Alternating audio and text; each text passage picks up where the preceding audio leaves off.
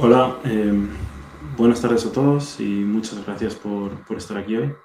Mi nombre es Diego Rodríguez Velasco, soy responsable de marketing y proyectos estratégicos en Males Market Systems y hoy vamos a hablar sobre construir marcas en mercados fragmentados, cómo crear relevancia en entornos especializados, digitales y en constante cambio, ¿vale? Para que tengáis un poco más de contexto sobre mí, pues llevo más de 10 años liderando estrategias de marca y comunicación en entornos B2B, B2C y B2B2C. Y las empresas en las que he trabajado, más que nada para que tengáis un poco de contexto de dónde viene mi experiencia y todo lo que voy a hablar hoy, pues han sido Males, Swarovski, Avon, Hilti, Schneider Electric y Siemens. La idea del webinar de hoy es entender el marco de branding en el que nos enfrentamos a día de hoy, ¿vale? ¿A qué me refiero a esto de mercados fragmentados y algunas cosas adicionales que añadiremos a esta casuística de branding? Analizar casos reales con decisiones, aciertos, errores y cómo dos marcas diferentes navegan por el mundo del branding, del marketing y la comunicación desde enfoques diferentes. Hablaremos de metodología práctica y aplicable y luego podremos hablar de preguntas, dudas, cuestiones y cualquier cosa que queráis. Vale, pues empezamos por la cuestión, ¿no? Troncal de lo que vamos a hablar, que es el mercado. ¿Por qué estamos hablando de un mercado fragmentado al que yo añado complejo y saturado, ¿no? Y estos 4 puntos son los que van a ser los elementos principales de lo que voy a exponer hoy, que voy a introducir ahora, pero que vamos a ver después más en detalle, ¿no? El primero es esas audiencias hipersegmentadas y con expectativas distintas. No existe una única audiencia, o al menos una audiencia crítica o mayoritaria a la que uno se pueda enfocar. Existen múltiples nichos y ya veremos que incluso una misma persona puede formar parte de diferentes tipos de nichos dependiendo de producto o servicio del que nos estemos refiriendo en cada momento. La proliferación de canales y plataformas, con cada plataforma, cada canal con sus propios códigos, su propio tipo de contenido, sus propias expectativas, dinámica y momentos de consumo. Estos dos son los elementos principales que crean esa fragmentación del mercado, esa complejidad dentro del mercado.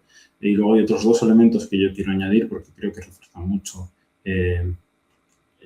lo difícil que es crear estrategias en estos entornos, que es la saturación informativa, tanto por el exceso de mensaje como por la poca capacidad que tiene a día de hoy un consumidor de absorber ese mensaje y de entenderlo y de procesarlo, y la complejidad técnica de los productos, que está creciendo exponencialmente, además, en la aceleración de cómo está creciendo la tecnología y está haciendo cada vez más complicado también lo que es comunicar productos y comunicar marcas alrededor de ello, ¿vale? Yendo al primero de los puntos más en detalle, ¿a qué nos referimos con audiencias hipersegmentadas y expectativas distintas, ¿no? Bueno, pues obviamente hablamos de que hoy en día tenemos múltiples microsegmentos como audiencia de una marca. Es decir, estamos hablando de audiencia con necesidades específicas en lo funcional y en lo emocional, con distintos criterios de decisión y motivación, con diferentes niveles de conocimiento técnico, con distintas expectativas del mismo producto o servicio. Y todo esto, cada persona puede tener todos estos elementos variables dependiendo del producto que estamos hablando. ¿A qué me refiero con esto? Un mismo usuario puede tener unas expectativas funcionales, unas necesidades emocionales y unas motivaciones diferentes si estamos hablando de comprar un coche, de si estamos hablando de comprar una casa, de si estamos hablando de comprar café, ¿no? El mismo usuario va a tener su expectativa hacia lo que va a comprar y hacia lo que la espera de la marca va a cambiar y va a estar en un nicho o en otro nicho dependiendo de sus preferencias, ¿vale? Después de cada punto tengo un ejemplo. Los ejemplos he intentado llevarlos bastante al extremo para que se entienda de lo que estoy hablando. Obviamente siempre hay grises entre medias. Pero digamos que venimos de hace alrededor de más o menos 20 años donde había un core de consumo bastante definido, de hombres y mujeres de 25 a 30, 45 a 50 años, con unas expectativas medias, clase media, buscando un producto de calidad-precio medio, ¿no? Era un segmento, no era el único, pero era un segmento más o menos que se entendía, que era fácil de alguna manera poder llegar a él a nivel de comprensión, ¿no? Tenía unas necesidades, una manera de comprar más o menos estandarizada. Había una manera de llegar a ellos, o dos, ¿no? Que es pues, televisión, print, radio, si acaso, que además estaban categorizadas en momentos del día o de la semana muy específicos. Y digamos que esto no era lo único que había en el mercado, pero sí que digamos que tú podías acceder al core del mercado en base a esta descripción del usuario tipo, ¿no? Ahora mismo esto es mucho más complejo. Tenemos múltiples perfiles, aquí hay solo unos ejemplos, no es una lista descriptiva, donde tenemos gente que pues, les encanta la tecnología y son muy expertos y quieren más detalle, quieren mucho detalle de la marca, el producto que vayan a conseguir. Tienes gente que compra de una manera todavía más funcional, sobre todo si estamos hablando de edades un poco más avanzadas. Tenemos gente que compra productos por necesidades emocionales y no por necesidades funcionales del producto. Y tenemos gente, por ejemplo, que lo único que le importa es el precio y que incluso la calidad le puede dar igual porque está hablando de productos prácticamente de usar y tirar, ¿no? Y como comentaba, estos tipos de perfiles buscan información de maneras diferentes en sitios diferentes. Y además, una misma persona puede buscar solo precio en coches, porque solo quiere algo que vaya de A a B y se quiere gastar la menor cantidad de dinero posible, pero quizás en un consumible como puede ser, pues no sé, café o plátanos, pues tiene algún tipo de preferencia por ello o móviles, ¿no? Y entonces su manera de comprar se va a enfocar de una manera totalmente diferente, ¿vale? Si nos vamos al punto 2, hablamos de la proliferación de canales y plataformas. Esto es, creo que bastante obvio que cada vez hay más plataformas. Obviamente, estamos entrando en un mundo digital que está abriendo un montón de oportunidades. Ese mismo mundo digital converge con el mundo físico y crea, digamos, también sinergias y oportunidades adicionales que anteriormente no había, pero además es muy variable. Además, cada uno de esos canales tiene su propia lógica, su propio contenido, sus propios tiempos, sus propias expectativas por parte del usuario, ¿no? Esto crea una fragmentación del consumo del contenido y esto lo que hace es que crea una mayor dificultad para comunicar y para ser consistente. Consistencia es algo que vamos a hablar mucho a lo largo del webinar porque es un elemento crítico a la hora de poder sobrevivir a una lógica muy compleja de tipos de consumidores y tipos de plataformas a través de los que puede impactar. De nuevo llevado al extremo, pero bueno, pues digamos que hace 20 años el core de tu target group se podía llegar a él por tres medios principales.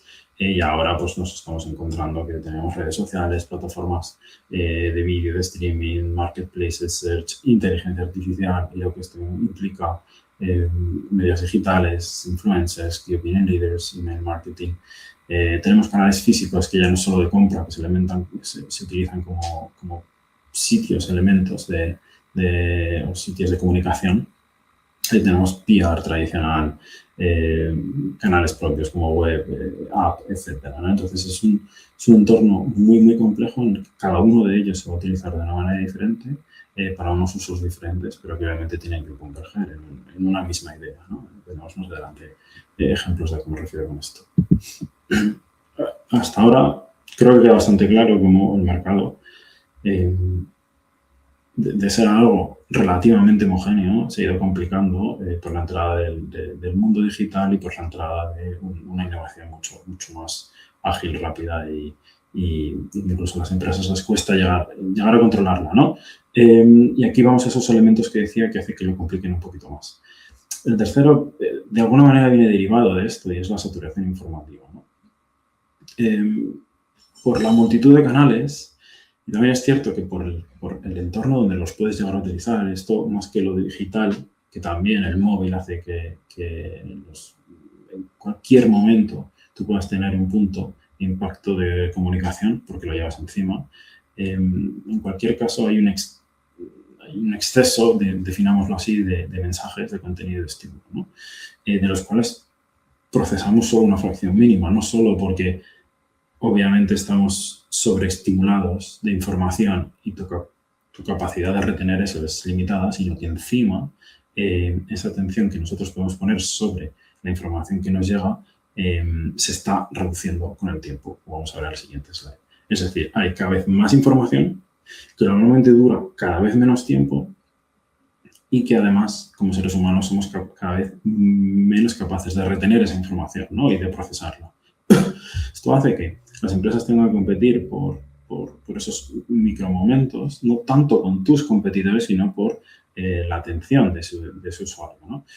Esto, hace unos años se hablaba del share of wallet, ¿no? Que es qué capacidad tiene una cartera de alguien de acumular tarjetas, ¿no? ¿Cuántas tarjetas me quedan? Ya sean Visa, Mastercard o sean tarjetas de un club de algo, ¿no? Entonces, esto es un poco también un share of attention, que es cuánta atención puedo yo tener hacia estímulos externos de anuncios o de lo que sea, ¿no? Llega un momento en el que el día no tiene más horas. Entonces, hay que competir contra todos los estímulos que hay en el día a día para conseguir esa atención, y además hay una complejidad para transmitir información larga o compleja, obviamente, debido a lo que estamos diciendo, lo cual complica más el punto 4 que vamos a ver después el ejemplo. Del ejemplo simplemente, o este elemento adicional que quería aquí expresar o enseñar es la capacidad de retención y cómo ha evolucionado, ¿no? Digamos que el tiempo medio de atención hace unos 20 años más o menos estaba en torno a 12 segundos y el tiempo de atención sostenida en pantalla en 2 minutos y medio. Obviamente las pantallas que había hace 20 años no son las que hay ahora, ¿no? Lo que vemos aquí, y se ve claro en el ahora, ¿no? Lo que vemos aquí es que el tiempo medio de atención ha bajado a 8 segundos de cualquier tema y que en generaciones nuevas se ve que esto incluso está decreciendo. El tiempo de atención sostenida en pantalla son 47 segundos. ¿De dónde viene esa bajada? Bueno, pues la falta de atención, pero también al uso del móvil, que como veis, por pieza de contenido de media estamos utilizando 1,7 segundos. Es decir, la gran mayoría de las cosas las vemos alrededor de un segundo, que es el famoso scroll down, ¿no? de estilos Instagram o TikTok. ¿Esto qué hace? Que tengamos mucha menos capacidad de absorber información cuando en el mercado lo que tenemos es productos normalmente cada vez más técnicos. ¿Por qué? Porque la tecnología avanza. No es que todo esté volviéndose más complicado, pero sí que cada vez más los productos, pues volviendo al ejemplo del coche, un coche cada vez tiene una tecnología más avanzada, ¿no? La tecnología más avanzada se puede comunicar mejor o peor, pero siempre va a tener una complejidad adicional de tener una tecnología que es nueva y cada vez más compleja. Esto te lleva a un punto en el que tienes que decidir o explico mi punto diferencial, que es tecnológico, a riesgo de que no me entiendan, o no lo explico. Y si no lo explico, pues ahí pues vas a poder tener un riesgo de diferenciarte y entrar en comoditización, ¿vale? Aparte, pues obviamente el lenguaje técnico puede llegar a ser complejo y volviendo a lo que decíamos antes, si tú desarrollas una descripción compleja tecnológica y técnica, pues es bastante probable que en 1,7 segundos no seas capaz de absorberla, ¿no? Como estábamos viendo antes. Vale. De nuevo, muy extremo el ejemplo, porque hace 20 años no se compraba esto ya, ¿no? Pero simplemente para que veamos, llevado a los extremos, como la comunicación de compra de un producto en una misma plataforma, pues se va haciendo mucho más compleja dependiendo de cómo va avanzando la tecnología, ¿no? Y esto no nos damos cuenta porque es progresivo, pero cada vez hay más elementos que tenemos que tener en cuenta para comprar cualquier cosa, ¿vale? Bien, pues, ¿a dónde nos lleva esto? Todo esto que hemos visto, ¿no? Estos 4 elementos, pues que que un funnel lineal tradicional no representa la realidad de comunicación, que necesitamos crear sistemas de comunicación, no campañas aisladas, porque es muy fácil, muy probable que una campaña aislada, por muy bien estructurada que esté, impacte muy temporalmente en el usuario y no llegue a hacer lo que tú quieres que haga, que sea que te recuerden, ¿no? Que compren tu producto. La marca se construye sobre todo sobre experiencia y hechos, ¿no? La creatividad está bien, pero necesitas que la gente entienda el hecho en sí de tu marca, de lo que defiende tu marca o tu producto, ¿vale? Es decir, los usuarios buscan valor demostrable, evidencias claras, sencillas, narrativa simple y consistencia en todo lo que haces. ¿Por qué? Porque lo que está buscando el usuario y realmente tú lo que tienes que buscar como marca es que ese usuario, que ese consumidor absorba la información que tú quieres y tenga claro lo que tu marca hace o lo que tu producto hace sin tener que realizar un esfuerzo necesariamente. No tiene que ser algo casi psicológicamente recibido y absorbido y que no tenga ni que darse cuenta el consumidor de que está haciendo un esfuerzo por entender algo o por digerir algún tipo de anuncio o información que le manda la marca, ¿vale?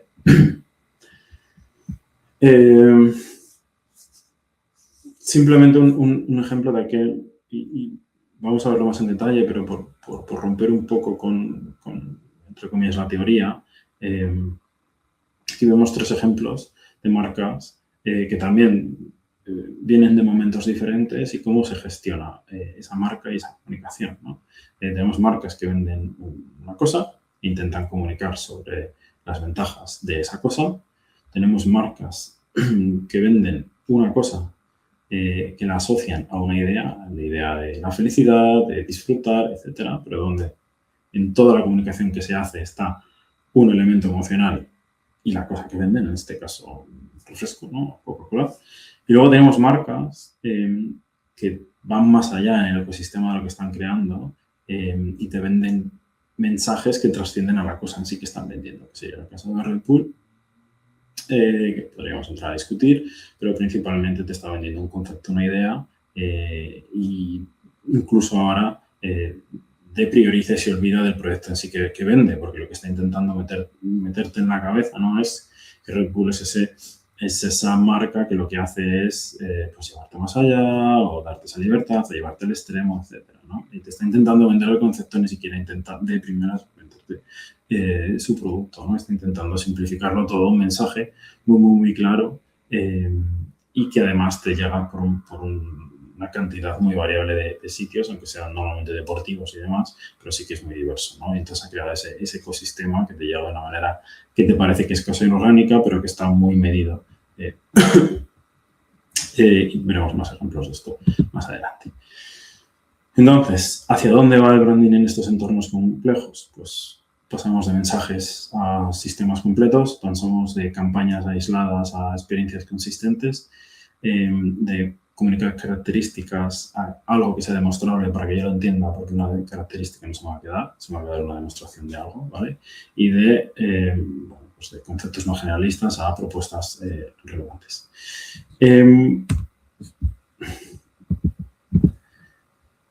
Esto sería la primera parte. Vamos a pasar a lo que es los casos prácticos. Hay dos marcas que quiero traer, 2 marcas en las que he trabajado, ¿vale? Están basados en mi experiencia, pero creo que son muy interesantes porque os quiero explicar cómo 2 marcas que son muy diferentes navegan entre estos elementos con sus estrategias, con fallos, errores, aciertos. En el caso de Swarovski, lo que vamos a ver principalmente, los 4 puntos más o menos que hemos estado hablando, están de alguna manera en estos casos, pero yo lo que os voy a contar es cuál era la estrategia de Swarovski a nivel de posicionamiento, cómo crea un ecosistema, una red con un concepto muy sencillo, muy fácil de absorber, que ni te das cuenta de que está ahí, pero que la gente lo tiene en la mente, incluso los problemas que eso llegó a generar y cómo Swarovski tuvo que reposicionarse por, digamos, no calcular del todo bien los riesgos que conllevaba esa estrategia. Con el caso de Mahle, vamos a ver quizás otros puntos que vienen más a ver cómo esa red se puede complicar y esa saturación del mercado se puede complicar todavía más si nos vamos a un entorno B2B2C. Y la parte técnica de la que estábamos hablando, que creo que es interesante también ver esa complejidad técnica, cómo se puede llegar a gestionar, ¿vale? Entonces, para el que no conozca Swarovski, pues es una empresa que tiene más de 100 años y que pues, empieza no por las joyas, sino desarrollando una tecnología para cortar cristal, crear cristal, cortar cristal de la mejor calidad, ¿no? Entonces, este producto lo vende y tiene éxito y en un momento determinado, pues decide pasar controlar una vertical más que es el producto de consumo final y es cuando crea la marca conocida de joyería, ¿vale? Pero Swarovski empieza haciendo simplemente el cristal y es un negocio, punto número 1, que hoy mantiene. Punto número 2, que es core de su estrategia de marca. ¿Vale? Vamos a ver por qué. Como os digo, el cristal de Swarovski es el mejor material, la mejor tecnología, la más sostenible, es el mejor producto en lo que nos vamos al mercado de cristal cortado. Pero el éxito de por qué conoces Swarovski y no conoces otras marcas que también cortan cristal viene de otro sitio que no sea solo la calidad, ¿no? Y viene principalmente y vamos a desarrollar bastante esto, de colocar sus productos, su cristal cortado de Swarovski, en marcas y productos terceros.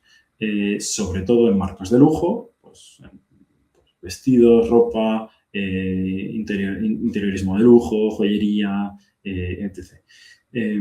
Entonces, este producto se coloca en los lugares más lujosos posibles, se hace una asociación del lujo igual a Swarovski o conectado con Swarovski, de ahí llega a ese posicionamiento en el cual se entiende la marca como una marca premium. Entonces, a base de colaboraciones, a base de product placement, a base de ingredient branding, que vamos a entrar un poco en detalle de esto, Swarovski consigue posicionarse su producto, su material, como un producto de éxito premium y se apoya en eso para crear su línea de joyería y todo su negocio en general, ¿vale? Vamos a ver un poco sus principios estratégicos, su posicionamiento por asociación. Vamos a entrar en detalle de colaboraciones en ingredient branding, cómo esto crea un ecosistema orgánico y virtuoso y los riesgos y consecuencias. Entonces, lo dicho, posicionamiento por asociación, ¿no? Swarovski construye la percepción del cristal como un material de lujo por sí mismo. Y los pilares son ubicar el cristal en contextos de lujo, crear esa transferencia simbólica. Obviamente, hay un énfasis en el know-how técnico porque tradicionalmente el producto premium se justifica menos a nivel de narrativa en su calidad. Hoy en día también la exclusividad incluso pasa por encima de lo que es la calidad. Podríamos ver ejemplos de Swatch, por ejemplo, y demás. Pero bueno, siempre ha sido y sigue siendo relevante enfatizar tu know-how, tu calidad para justificar un posicionamiento premium que viene de otro lado, realmente, y la universalización del símbolo, ¿no? Entonces, el cristal de Swarovski deja de ser un componente y pasa a ser un material con significado propio, asociado al lujo, a la elegancia y a la calidad superior. ¿Cómo lo consiguen? Como decía, a través de colaboraciones. La colaboración en sí habréis visto en estos últimos años, 5 o 10 años, que ha habido un boom de las colaboraciones, ¿no? Sobre todo en el mundo de la moda y demás. También en gastronomía, por ejemplo, en muchos ámbitos. ¿Por qué? ¿No? Bueno, pues porque están de moda, sí, en parte sí, pero hay una razón detrás, y es que permiten amplificar, acelerar y credibilizar la marca. Sobre todo cuando todo está hiper fragmentado, como estábamos hablando, y saturado. Entonces, ¿qué es lo que te da una colaboración? Te da una transferencia de valor de una marca a la otra. Si una marca es premium por calidad y otra marca es muy creativa por diseño, si yo trabajo marca premium con la de diseño, estoy absorbiendo o haciendo que mi consumidor entienda que yo también tengo cierto componente creativo porque me asocio con esta marca, ¿no? Y viceversa. Tienes acceso inmediato a nuevas audiencias y esto es muy factible, es muy visible en Instagram, donde puedes hacer una colaboración directamente, sale en los dos canales de las redes sociales de tu marca y la del colaborador en el que estás. Entonces, directamente estás llegando a otras audiencias a las que si no llegarías, ¿vale? Multiplica la relevancia de tu producto porque es algo especial, ¿se entiende? ¿Vale? También hay una prueba social y de credibilidad externa. Acelera la percepción sin cambiar el producto. Esto es interesante porque crece, mejora la percepción de algo por ser una colaboración. Y no necesariamente, no, hay veces que sí que tienes que cambiar el producto, pero no necesariamente, porque hay simplemente aspectos de diseño, incluso de comunicación, de narrativa, donde puedes hacer una colaboración. Digamos que un buen marca A y B nos estropee por un producto, por no encontrar una manera de colaborar, ¿no? Podréis ver, si investigáis un poco, un montón de colaboraciones que realmente, si te vas al producto en sí, no tiene mucho sentido. Pero tiene sentido que dos marcas como esas que están colaborando se junten audiencias y cuenten una historia, ¿no? Y obviamente pues generan contenido narrativa fresca, cada vez menos, porque está digamos que muy usado el tema de colaboración, pero durante un tiempo era un boom, porque además se asociaba también a exclusividad, a ediciones limitadas y demás. Y, bueno, pues construyen ecosistemas. Esto es algo que Swarovski hacía desde antes, muy antes de que esto estuviera de moda, y lo llevó a un paso quizás más allá, que es lo que es Ingredient Branding. Vale. En las colaboraciones lo que tenemos son dos marcas que están más o menos a un mismo nivel y trabajan juntas para sacar un producto, que no es ni de uno ni de otro, sino que es una colaboración entre ambas. Ingredient Branding es diferente. Hay una diferencia entre la marca que tiene el producto, vamos a decir una marca de zapatos, una marca de bolsos, que compra un componente. Y ese componente, en este caso, es de Swarovski, ¿vale? ¿Qué es lo que pasa? A través de hacer colaboraciones con diferentes marcas, Swarovski, el cristal de Swarovski se posiciona como un producto premium. Entonces, las marcas empiezan a comprar cristales de Swarovski porque quieren en sus diseños poner cristales, pero también empiezan a comprarlo porque, como esos cristales son de Swarovski, pueden decir que son de Swarovski, incluyen un elemento adicional de marca, de lujo, premium en su producto. Es decir, mi bolso está diseñado con cuero y con cristales de Swarovski. Luego, la calidad de mi bolso es muy alta. Luego, el posicionamiento de mi marca porque utilizo este tipo de componentes es alto, ¿vale? Es decir, si llevo Swarovski, vale más. Entonces, pasó de ser un cristal a ser un componente, un material, a convertirse en un sello de calidad, de estilo, de prestigio. Estamos vendiendo casi más la marca en forma de cristal que el cristal con una marca detrás, ¿vale? Esto crea un círculo donde yo colaboro con marcas premium, esas marcas premium elevan mi posicionamiento, ese posicionamiento elevado atrae a marcas menos premium, donde ven una oportunidad en comprar cristales de Swarovski para decir que trabajan con ellos.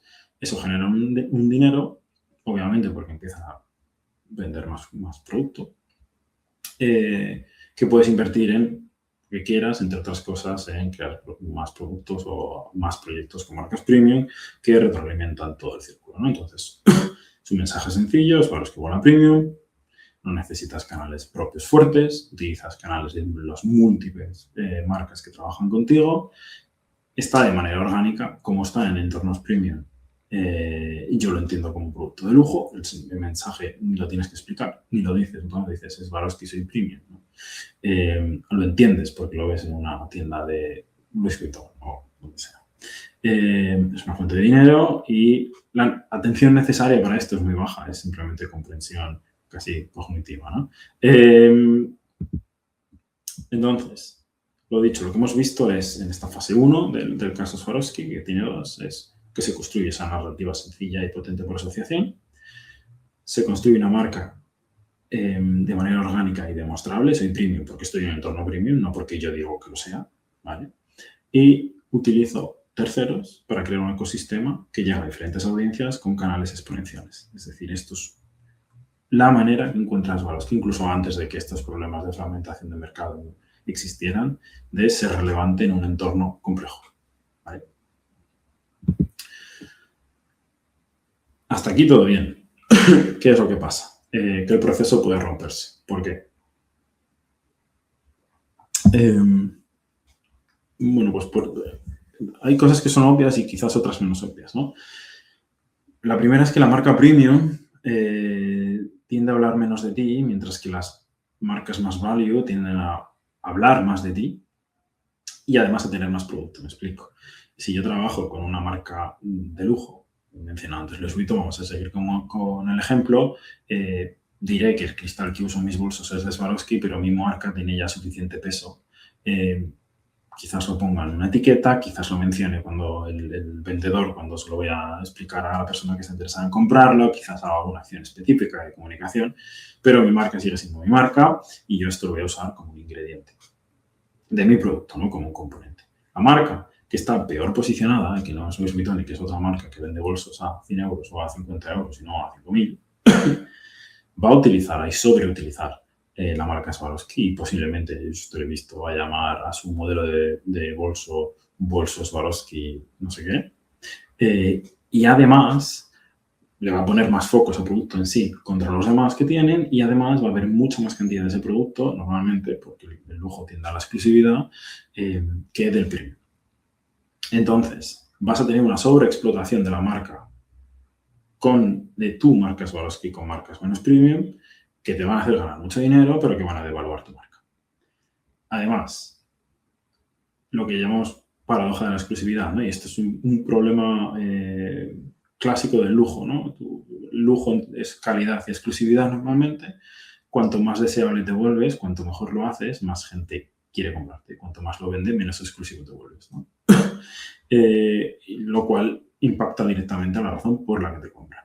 Esto es un reto clásico del mundo del lujo que se complica más cuando Swarovski lo que hace es llevar dinero, llevar movimiento de negocio a marcas que no las puede controlar. O sea, ya no es solo que haya menos exclusividad del producto, es que hay marcas que no las puede controlar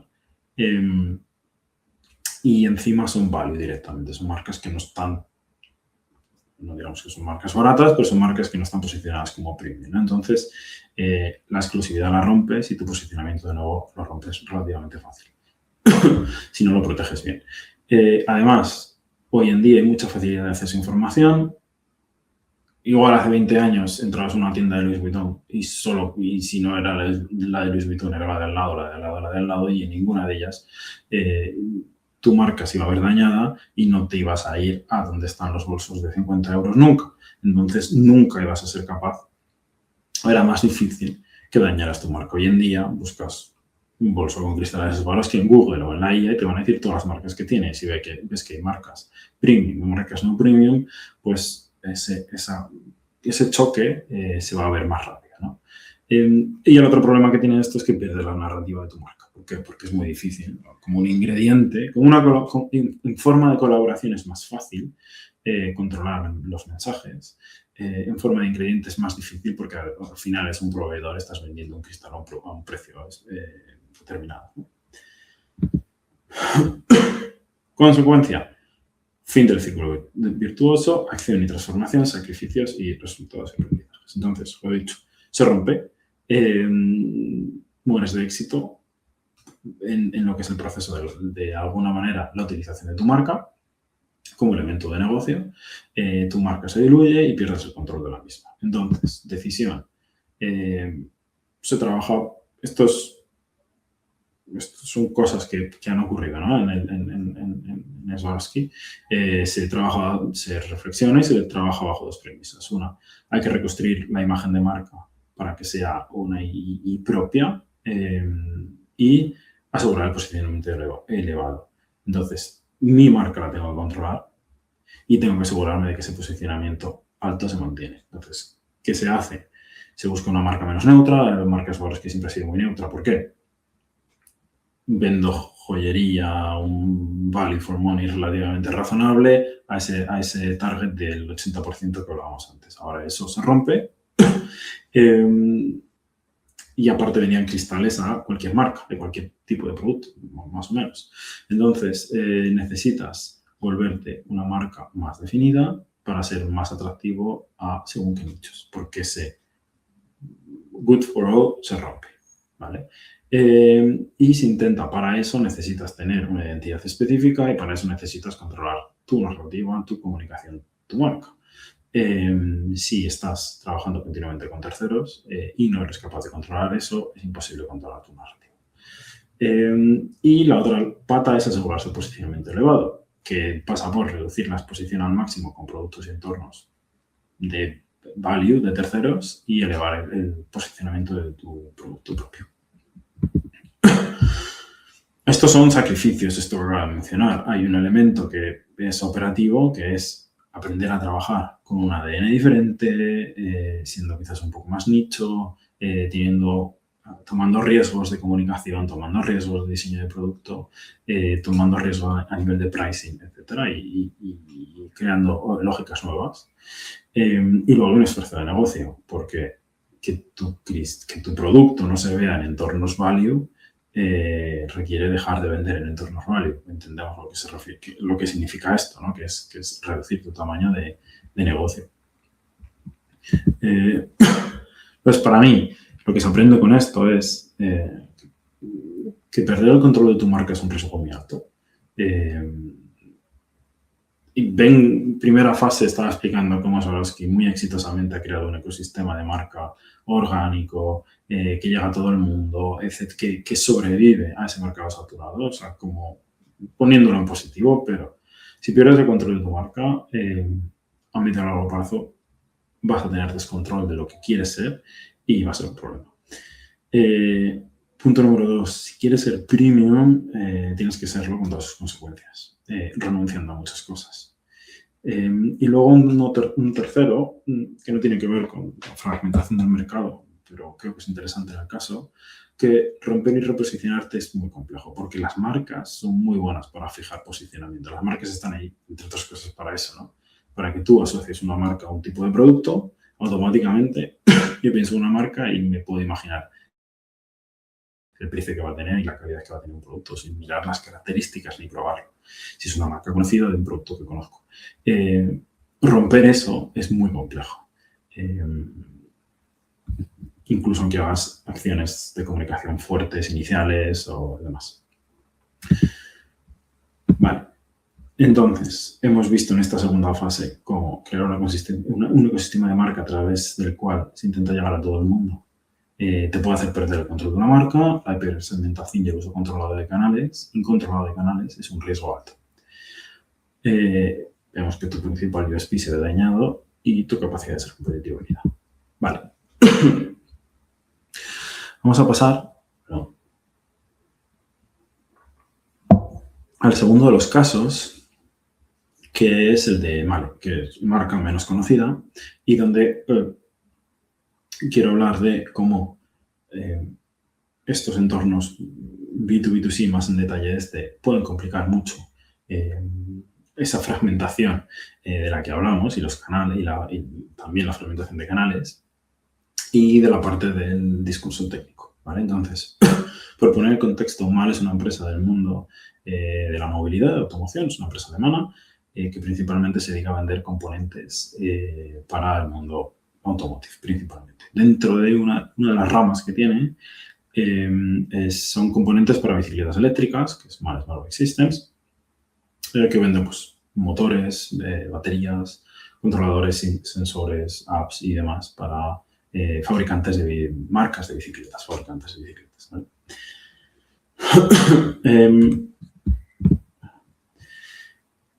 Male Smart Bike Systems lleva vendiendo productos unos 10 años más o menos, pero se empieza a crear una marca y una estrategia de comunicación más o menos como hace 4 años aproximadamente, ¿vale? Entonces, la creación de una nueva marca ya de por sí siempre es complejo. Además, estamos hablando de un segmento que es relativamente nuevo y además diverso, como vamos a ver en el último de los puntos de esta slide. Entonces, esto ya tiene un componente complejo por sí. La marca, además, tiene que ser válida por una empresa de componentes de automoción B2B, lo cual es otro challenge grande, entendiendo la diferencia que hay entre un comprador de componentes automotive y un comprador de bicicletas de montaña, ¿vale? Además, tenemos las lógicas B2B, B2B2C y B2C. ¿Por qué tenemos estas lógicas? Que además, en el entorno de otro tipo de movilidad no los vas a tener. Bueno, la bicicleta, el componente de bicicleta para el usuario final, sobre todo si estamos hablando de bicicleta deportiva, de carretera, de montaña y demás, digamos que entiende y se preocupa de los componentes que tiene la bicicleta. Igual que tú te vas a comprar un coche y no sabes quién ha fabricado los pistones, los filtros, las suspensiones y demás, el comprador de una bicicleta sí que conoce marcas de suspensiones, de grupos, de frenos, de motores y demás. Además, el componente de la e-bike, de batería, motor y demás, es uno de los más caros que va a tener la bicicleta y uno de los que más riesgo puede llegar a tener, pues, si es de mala calidad o si no funciona bien, etc. Entonces, el foco que el usuario va a poner, aparte, obviamente, el fabricante de bicicletas, es grande. Y además, la distribución del mundo bicicleta está bastante fragmentada, sigue teniendo un modelo más o menos tradicional, bastante extendido de tienda, dealer de cercanía. Está evolucionando, pero sigue siendo bastante presente. Entonces, hay un elemento más ahí que hay que tener en cuenta. Además, esta marca en particular tiene un ADN específico de producto, no es innovación por innovación, siempre pues tienes mantra de Light Sport Smart, que te fuerza a comunicar de una manera determinada, y luego las lógicas propias del sector. Como os comentaba antes, las bicicletas de carretera y mountain bike son entornos más deportivos. Culturalmente estos dos segmentos son completamente diferentes, comparten el entorno deportivo y recreativo de la bicicleta. Pero insisto que culturalmente son completamente diferentes. El urbano es todavía más diferente porque estamos hablando, ¿no?, de una cuestión de recreo deportivo, ¿no? Sino más bien de nuevo, moverse de A a B. Y también dentro del urbano hay muchos segmentos dependiendo de lo que yo quiero hacer y de mi estilismo y de las necesidades que yo tengo, ¿vale? Entonces, esto para explicar que es un entorno muy complejo. Como os decía, uno de los mensajes en la parte de mal es entender que todo siempre se puede complicar mucho más.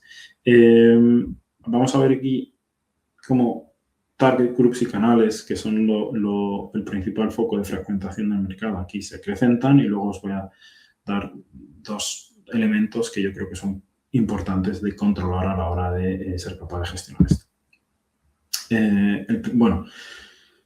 Target groups, hablábamos de múltiples segmentos. En este mundo también hay price seekers, hay tech enthusiasts y todas estas cosas que estábamos viendo antes, ¿no? El problema es que además de eso tienes una marca de bicicletas que compra, un distribuidor, un intermediario que compra bicicleta y accesorios directamente a nosotros, una tienda que compra bicicletas, que compra accesorios al distribuidor o a la marca directamente, un end user que puede ser comprador o puede ser usuario, terceros, como otras marcas de la industria, como medios especializados de comunicación, que en entornos deportivos tienen mucho peso, porque son opinion leaders, instituciones y demás. Y luego el componente interno que hablábamos antes. Entonces, el target group, en este caso, se complica mucho. Si nos vamos a los canales, si veis, es la misma slide que os he enseñado antes, solo que añadiendo canales de terceros. La marca de bicicletas que monta nuestros motores, baterías y demás va a comunicar. Va a comunicar sobre nosotros a través de sus canales. Y esos canales van a ser los mismos canales que tenemos todos, ¿no? De nuevo redes sociales, de nuevo plataformas de streaming, de nuevo un web, de nuevo, etcétera, ¿no? Lo mismo con el distribuidor, lo mismo con el dealer, con dealer o tienda. Entonces, la oportunidad de multiplicación de canales a lo largo de la cadena de valor es grande, es muy útil, es muy potente porque hace que sea muy exponencial tu capacidad de comunicación, pero obviamente es un esfuerzo de control y de alineación y riesgo, como hemos visto antes, grande. Entonces, para gestionar esto, ¿qué elementos se pueden utilizar para gestionar esto, ¿no?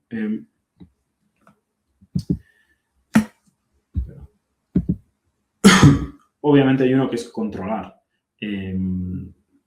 a través de un funnel, a través de un proceso, tus puntos de contacto con todos tus usuarios. Estos funnels, lo hemos hablado al principio, se complican cada vez más porque el entorno es cada vez más difícil. El proceso lineal tradicional podéis ver ejemplos similares, pero bueno, es linealmente lo que veis aquí a la izquierda. Claro, hay tantos canales que esto se puede llegar a complicar mucho, como veis en la imagen intermedia, pero luego además hay modelos nuevos. Creo que no se ve muy bien, pero tenemos abajo un modelo circular que te dice que el loyalty es crear comunidad y que y que es un proceso lineal y no, circular y no lineal. Y luego tenemos otra opción de funnel en el que lo que, aparte de contarte a quién comunicas, en qué parte del proceso comunicas, en qué canal comunicas, cómo de relevante es cada punto de contacto y proceso en cada uno de los momentos, ¿no? Es decir, en el proceso de compra de alguien que busca precio, pues descuentos o tener un cupón será mucho más relevante en el punto inicial porque vas a adquirir ya ese usuario. Mientras que es un usuario que no es tan relevante para ellos el descuento, pues quizás es más en el proceso final, mientras que al principio quizás son redes sociales o YouTube o lo que sea. En mi caso particular a YouTube, para ser capaz de crear ese awareness inicial, ¿no? Entonces, bueno, los canales, los funnels se complican. Sí que es verdad que ahora está empezando a haber una tendencia a intentar simplificar porque se está llegando a complejizar todo mucho, pero sigue siendo complejo.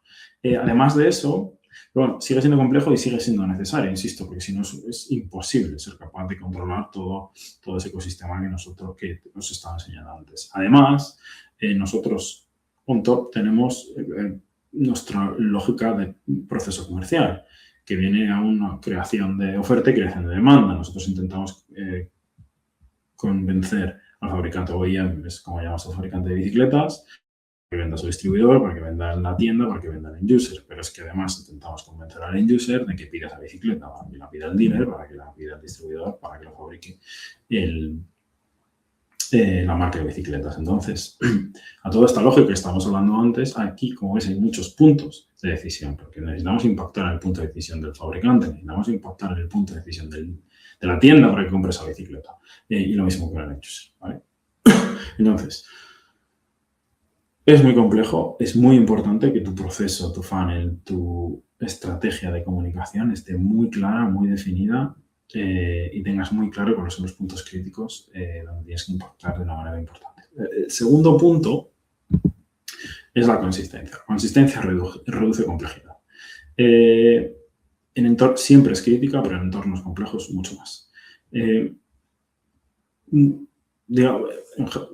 Como concepto general, ¿no? Al final, si tú vas a necesitar comunicar vas a necesitar ajustar los mensajes a cada uno de los targets que tienes, no te vale con uno solo, pero necesitas que eso sea consistente de alguna manera, porque si no, por un lado, operativamente va a ser un infierno, y segundo, vas a dejar de controlar lo que se está diciendo porque no vas a ser capaz de entenderlo, ¿vale? Además, en un mercado técnico, la credibilidad lo es todo. Si el mensaje de Coca-Cola de la felicidad no se transmite correctamente en Carrefour cuando lo vayas a comprar, pues tienes un riesgo de desalineamiento del clip de la campaña. Si las características técnicas y los USPs de una bicicleta eléctrica no se comunican bien, lo que pierdes es pues un cliente posiblemente, y aparte que si llega a comprar la bicicleta pues ya va a tener un problema porque no ha entendido bien lo que está comprando, ¿no? Entonces es muy importante la consistencia. En resumen, vemos que los procesos multicanal y multitarget son complejos y hay que controlarlos de manera ordenada a través de funnels o procesos de comunicación y que la consistencia de marca es obligatoria para poder sobrevivir en este entorno. ¿Vale? Vamos a ver ahora rápidamente cómo lidiar con mensajes técnicos. ¿Vale?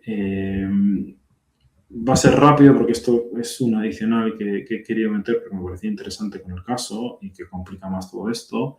Pero bueno, en este sector en particular, pero es similar en otros, son sectores nuevos, tecnológicos, donde a la gente le gusta entender, pero normalmente entender a un cierto nivel tecnológico, en la bicicleta pasa, cómo funcionan las cosas, pero que las nuevas tecnologías que vienen, en este caso, motores, baterías, controladoras, sensores, etc., son más complejos de lo que están acostumbrados a entender. Entonces, digamos que es un sector complejo, donde la gente quiere entender, pero estamos metiendo un producto que es nuevo, que hay que explicarlo y que es más complejo que los productos a los que están acostumbrados.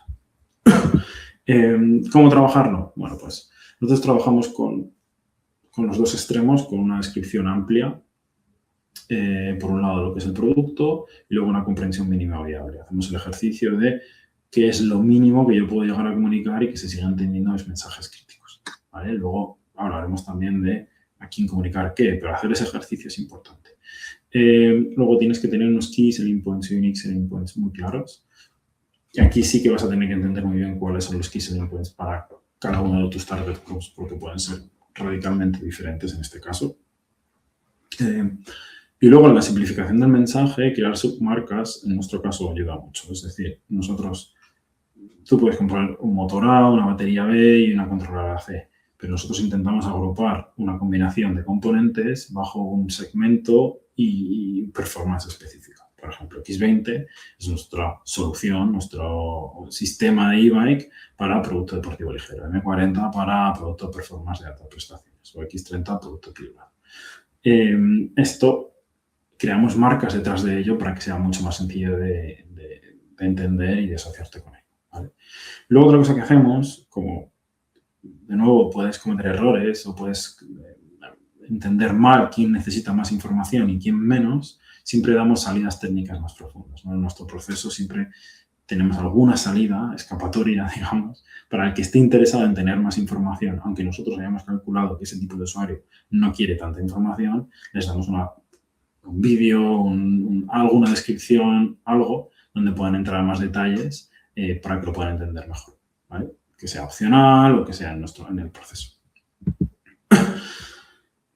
Simplemente para que veamos cómo la tabla de la izquierda es una tabla de descripción técnica de productos y lo que vemos a la derecha es cómo los comunicamos emocionalmente en la mínima expresión, que es como una imagen, ¿no? Esto de aquí, la de carretera sería X20, la de montaña sería M40 y el urbano sería X30. Entonces, ¿cómo intentamos simplificar incluso los mensajes a nivel visual? Esto no va a ser suficiente solo con esto en todos los casos, pero sí que es bueno asociar porque va a ayudar mucho a la gente a conectar de manera rápida. De nuevo, cuando hablábamos de que va a tener 1 millón de mensajes recibiéndolos continuamente y que esto sea fácil y digerible o que les ayude a ponerse en la situación de lo que van a ver a continuación, ayuda mucho.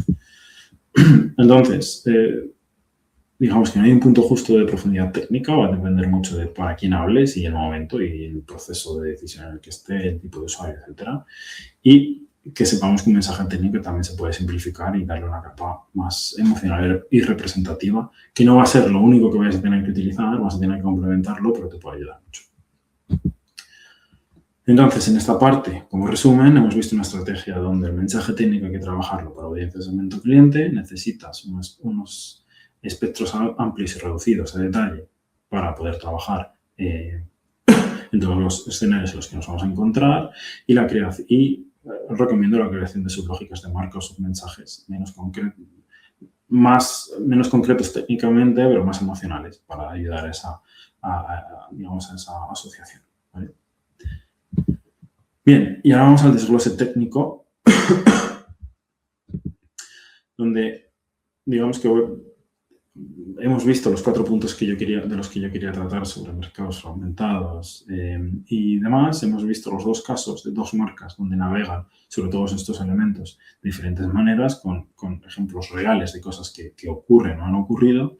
Y ahora vamos a hablar quizás de una manera más lineal de cómo se puede llegar a trabajar todo esto. Entonces, rápidamente vamos a ver cómo construir una marca sólida y reconocible, crear un ecosistema de marca, conseguir que tu modelo funcione, conseguir una marca que demuestre y no cuente, mantener relevancia sostenida a largo tiempo y cómo traducir esto en valor real.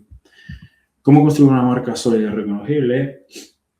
Esto es una lista amplia. Si os interesa sobre esto, hay un webinar en iOS también sobre esto que hice yo hace unos meses, donde se entra más en detalle. ¿Qué hay que cubrir cuando se crea una marca o cuando se piensa en reposicionar la marca? Pues tu posicionamiento, tu análisis, propósito, valores, historia, identidad, voz, mensaje, experiencia, público objetivo, implicación de equipo, federación y consistencia. A ver, dependiendo de... esta es la lista que yo tengo como referencia, pues podéis encontrar más. Para mí hay 2 cosas, o una cosa que es muy importante entender. Tu marca tiene que estar asociada a tu estrategia de empresa. No es solo un elemento de comunicación. Si tienes que saber cuál es tu propósito, tus valores, tu posicionamiento en el mercado como empresa, no como marca o como logo, tienes que saber dónde estás, quién eres como empresa. Y todo tiene que tener consistencia. Si tu marca no es consistente con lo que tú haces, con lo que tú vendes, corto plazo puedes tener suerte, en medio o largo plazo no va a funcionar. Entonces, lo más importante aquí es que lo que creemos sea lo que seamos y lo que vayamos a vender después. Si no, no va a servir de nada crear una marca potente y hacer todo este proceso, ¿vale? Creamos una marca, pero ¿qué es crear un ecosistema de marca? Pues hablábamos de ese conjunto de mensajes y de interacciones que hace que se convierta en un ecosistema, ¿no? Donde debe funcionar como un sistema distribuido, con múltiples actores, canales, experiencias y demás. Entonces, bueno, pues al final tienes que tener una activación de marca distribuida, es decir, evaluar en qué cantidad de capas, no solo en tus propios canales, sino en todos estos elementos que hemos estado viendo, reflexionando sobre ellos, que si distribución, que si colaboraciones, etc.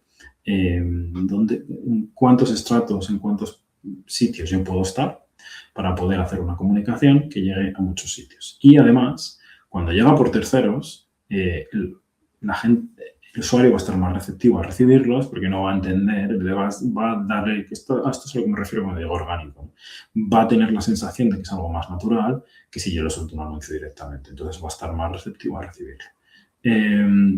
Intentemos centrarnos en el elemento focal de lo que eres y no lo que vendes, lo que hemos visto con Red Bull al principio o con el concepto premium de Swarovski. Crea que este sistema operativo sea consistente entre él mismo para intentar que todo el mundo comprenda lo mismo de lo que tú estás diciendo y que el mensaje llegue. Si no, vas a llegar a muchos sitios, pero no vas a dar el mensaje que tú quieres.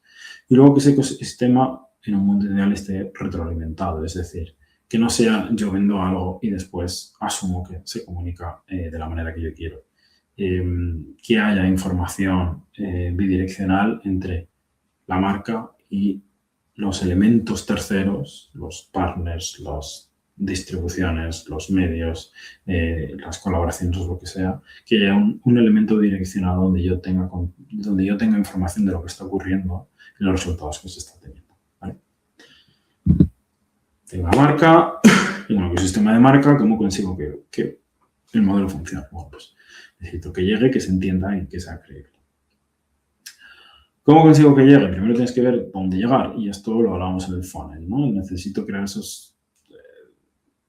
entender, mapear esos momentos de decisión, ¿vale? Donde pues, se toman las decisiones de compra, ¿vale? En todas esas decisiones, en todos esos momentos de compra tendré que asociar a ellos cuál es el USP crítico que yo quiero comunicar, el mensaje que yo quiero decir y cómo lo quiero definir en ese momento de toma de decisión, ¿vale? Para que se entienda y sea diferencial, esto lo hemos hablado, pero lo reflejo aquí porque se vea estructuralmente que en este momento es lo que tú tienes que crear una matriz de mensaje principal, neutra, séptica, que te sirva, es decir, una idea general de qué es lo que tú quieres comunicar sin pensar en targets ni nada. Un concepto muy neutro, donde esté la información de una manera descriptiva y que tú después puedas separar por capas dependiendo de quién quieras comunicar. Nosotros lo trabajamos así, tenemos... pero bueno, funciona así en general. Tenemos un sistema que vamos a comunicar y tenemos el concepto de la campaña. Estos son elementos neutros. A partir de ahí, dependiendo de a quién vayas a comunicar, tendrás que empezar a modificarlo, ¿vale? Y luego que sea creíble. Esto me parece importante y hay una slide específica sobre esto. Construir esa marca que no cuenta demuestra, ¿no? Por lo he dicho, cada vez la gente cree menos en lo que se dice y más en lo que ve o en lo que percibe que es cierto. Entonces, para esto lo importante es, primero, ser capaz de traducir capacidades en evidencias. ¿Qué es una capacidad? Pues un elemento diferenciador que tienes. Hablemos de si eres premium o del motor más ligero del mercado o el motor más fiable del mercado, ¿vale? ¿Cómo yo justifico que soy el más ligero o el más premium o el más fiable? Tienes que ver cuál es la manera, porque si no es retórica simplemente, ¿no? Entonces, primero, ¿cómo traduzco mi capacidad, mi USP, en algo que la gente pueda entender sin que tú se lo digas? ¿Vale? Esto tiene que ser consistente en todo lo que tú comunicas, pero también en la empresa, volviendo a la consistencia que hablábamos antes, quizás con lo de ligero no se entiende tanto, pero con el premium. Si digo que soy premium, tengo que ser premium. Y premium tiene que ser mi producto, pero premium tiene que ser mi atención al cliente y mi documentación y mis campañas de comunicación y mis tiendas, etc. ¿Vale? Luego, tengo que activar todo esto a través de experiencias controladas, donde me aseguro que el usuario vive la promesa. Y esto es importante porque dependiendo de lo que vendas, va a ser más o menos sencillo tener un punto en el cual todas esas cosas que cuentas, el usuario sea capaz de vivirlas. Lo normal es cuando compras el producto y lo utilizas, pero va a depender mucho del tipo de producto que tengas, ¿vale? Entonces, mapea muy bien cuál es el proceso de contacto del usuario con la marca para ver en qué momentos, en el unboxing, en la postventa, en el uso, como sea, en el momento que sea, cómo me puedo yo asegurar de que vive esa experiencia de marca con esas capacidades que hemos dicho, con esas señales verificables que hemos comentado. Y luego validación externa, obviamente. Si yo te digo algo es menos potente que si tú lo sientes, tú lo percibes. Pero si encima el hecho de que alguien externo, que se sienta como externo, ¿no? Un influencer que pone colaboración pagada, no lo entendería tanto como externo, pero que alguien, en teoría, externo, te diga que esto funciona, es un elemento muy potente. ¿Vale? Vale. Tenemos una marca que es relevante, que es capaz de diferenciarse. Tenemos una joya, digamos. ¿Cómo somos capaces de mantener la relevancia en el largo plazo? Y esto vienen a ser métodos de control, porque esto es un elemento muy importante, porque hablaba de que crear una marca es complicado, navegar con esa marca y sobrevivir es complicado, pero si vas a tener que reposicionarla es mucho más complicado. Entonces, ¿qué elementos puedo tener yo para controlar y mantener la relevancia a largo plazo? Son en general cosas operativas, pero que es importante tenerlas en cuenta. Entonces, bueno, los nombres no son tan importantes, pero ciclo de relevancia o sistema periódico de actualización de señales de capacidades, es decir, revisión recurrente de si mis capacidades, si mis USPs o mis Key Selling Points o como los quiera llamar, si de mis elementos diferenciadores siguen siendo diferenciadores. Si yo digo que soy el mejor en after service o en fiabilidad, sigo siendo el mejor en fiabilidad. ¿Vale? Esto hay que monitorizarlo y es más sencillo de lo que parece. perder la perspectiva con esto en un entorno hoy en día que los competidores de nuevos productos salen muy rápido y lo cambian todo, ¿vale? Monitorear el valor de marca. Hay la siguiente slide, que es la última de esta parte, bueno, la última en general. Lo vamos a ver, entonces saltamos esta parte. Mapas de expansión del ecosistema. Ahora, nosotros lo hablamos con los canales. Unos canales que yo tengo controlados, pero esos canales se han creado en los últimos 20 años y la mitad de ellos en los últimos 10.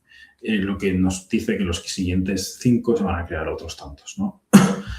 Sé capaz de controlar qué es lo que está ocurriendo ahí fuera y, dependiendo de las capacidades que tengas, lo suyo es que intentes y pruebes cómo funcionaría tu marca en esos canales, ¿vale? Es mejor probar, salvo que te genere un daño reputacional, pero es mejor probar un canal y después salirte. Es menor el riesgo que tiene eso que llegar demasiado tarde a estar en un entorno y que pierdas el tren, ¿vale? Sistema de consistencia de mensaje, es decir, un mecanismo que te asegure que toda tu cadena de valor replica correctamente tu mensaje de marca. Nosotros esto lo hacemos en Esbalos, lo hacemos en Male, es decir, miramos en los sitios críticos donde vemos que hay un riesgo o que la comunicación que nosotros no hacemos, que hacen otros, es muy relevante y la revisamos. Y revisamos páginas y controlamos páginas de clientes, controlamos medios de comunicación como hablan de nosotros, controlamos el speech que tienen las tiendas sobre nosotros, hasta el nivel que se puede, pero se intenta controlar y asegurarse de que todo sea coherente, ¿vale? Y luego, bueno, sistema de alertas tempranas, sobre todo de análisis de opinión y de comoditización. Si tu producto, también en el otro webinar hablo más de comoditización, si tu producto te cuesta diferenciarte, te cuesta ver cómo diferenciarlo, o si ves que la gente empieza a hablar más de ti en medios especializados o tus ratings empiezan a bajar según qué elementos de control, cuidado con esto, ¿vale? Entonces, crea esos elementos de alerta temprana para poder evitarlo cuanto antes o trabajarlo cuanto antes. Y traducir capacidades en valor medible. Muy resumidamente, obviamente, si yo soy capaz de valorar, de tener un valor de lo que hago, pues, y de mi marca, esta es la discusión eterna, ¿no? de marketing. Lo que hago vale para algo, sí o no. Bueno, consejo aquí. De nuevo, volvemos a mi capacidad, mi punto de diferenciación. Tengo que ser capaz de saber cuál es. Puedo tener varios, pero tengo que ser capaz de saber cuáles son y cuál es su métrica asociada, ¿no? Pues soy muy bueno, soy muy fiable, ¿cómo mido eso? Segundo punto es ver qué impacto tiene esa fiabilidad en la toma de decisiones de compra, es decir, porque es fiable, me compra más un fabricante de bicicletas en este caso quizás, entonces las tiendas también porque les generan menos problemas y el usuario final porque le crean menos problemas, ¿no? Esto se convertiría en, estamos conectando ya un USP, una capacidad, una estrategia de comunicación con un elemento decisor y ese elemento decisor se puede llegar a medir. Oye, si yo soy capaz de mantenerme con la percepción de ser el mejor en X cosa, pues mis ventas se van a mantener o mis ventas pueden incrementarse un X% porque esto es un elemento crítico de toma de decisión, ¿vale? De esa manera, más allá de que puedas calcular el valor de tu marca, puedes llegar a calcular de alguna manera el valor que tienen acciones específicas asociadas a una característica específica, un USP específico, incluso un producto específico, ¿vale? Y por esta parte eso sería todo. Entonces, como hemos visto, por cerrar, hemos visto mercados fragmentados, elementos principales, hemos visto cómo dos marcas navegan entre ese entorno fragmentado y hemos visto de alguna manera rápidamente qué elementos se puede hacer para una marca tenerla controlada, tenerla actualizada y evitar riesgos. Conclusiones finales. Para mí, las marcas fuertes lo son por consistencia y por pericia. Muchas veces nos preocupamos mucho por estar actualizados, en estar en los medios, por el algoritmo y demás, que es importante. Pero más importante aún es tener a largo plazo un mensaje muy claro que yo pueda defender en el mercado y que sea consistente continuamente con él, porque va a ser lo que la gente va a absorber de una manera más automática y más absoluta, ¿no?